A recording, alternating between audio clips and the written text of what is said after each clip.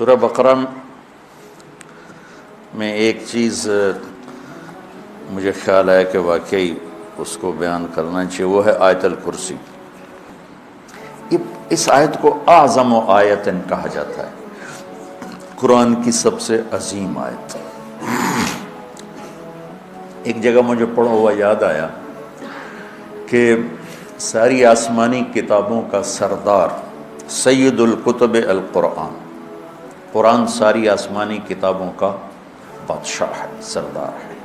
وہ سید القرآن البقرہ، اور قرآن کی سردار سورہ بقرہ ہے۔ وہ سید البقرۃ آیت الکرسی، اور سورہ بقرہ کی سردار وہ آیت الکرسی ہے۔ اس کو اعظم و آیا، سب سے عظیم، سب سے بڑی نہیں، سب سے بڑی آیت ہے اذا تداینتم بدین، بڑی سورہ لمبی۔ اطول آیت وہ ہے یا ایھا الذین آمنوا اذا تداینتم بدین الی اجل مسمی فاکتبوہ۔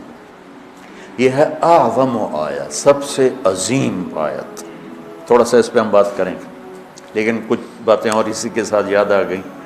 اخوف آیا، قرآن میں سب سے زیادہ ڈرانے والی آیت، سب سے زیادہ ہلا دینے والی آیت ہے فَمَن يَعْمَلْ مِثْقَالَ ذَرَّةٍ خَيْرًا يَرَهُ وَمَن يَعْمَلْ مِثْقَالَ ذَرَّةٍ شَرًّا يَرَهُ۔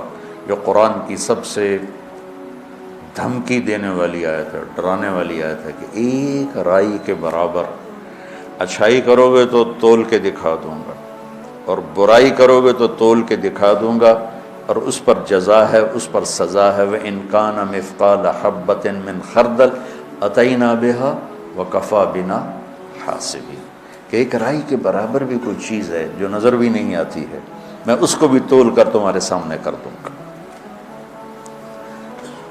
اور قرآن کی سب سے شدید آیت، اشد آیت علی اہل النار، قرآن کی سب سے شدید آیت اہل جہنم کے لیے فذوقوا فلن نزیدکم الا عذابا۔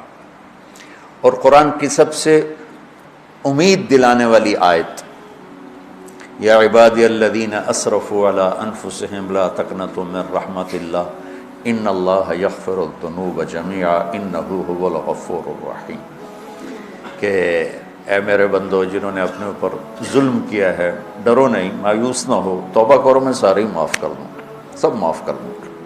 اور قرآن کی سب سے زیادہ عدل والی آیت، عدل کو ان اللہ یامر بالعدل والاحسان وایتاء ذی القربى وینہی عن الفحشاء والمنکر والبغی یعظکم لعلکم تذکرون۔ اچھا، یہ تو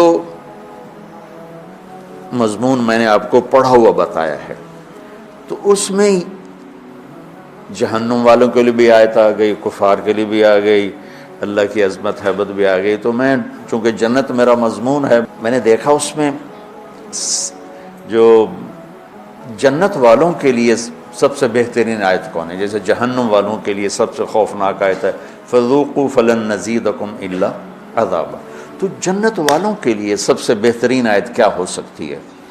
تو یہ میرا تتبع یا میری تلاش کے بعد ہے، ضروری نہیں یہ صحیح ہو، اس سے بھی کوئی عالی شان آیت ہو سکتی ہے جنت والوں کے لیے۔ لیکن جو میں نے ڈھونڈوں اس نظر سے جب میں نے قرآن کو دیکھنا شروع کیا تو مجھے سورہ قاف کی آیت لگی کہ یہ سب سے زیادہ جنت والوں کے لیے خوشخبری ہے، لہم ما یشاءون فیہا ولدینا مزید۔ مجھے لگا کہ فلن نزیدکم ولدینا مزید، میں نے اس کو جوڑا، تو میں نے اپنے طرف سے یہ ایک استنباط کیا کہ یہ آیت میرے خیال میں اللہ تعالیٰ نے جنت والوں کی خوشخبری کے لیے سب سے اعلیٰ درجے کی بنائی ہے، لہم ما یشاءون فیہا۔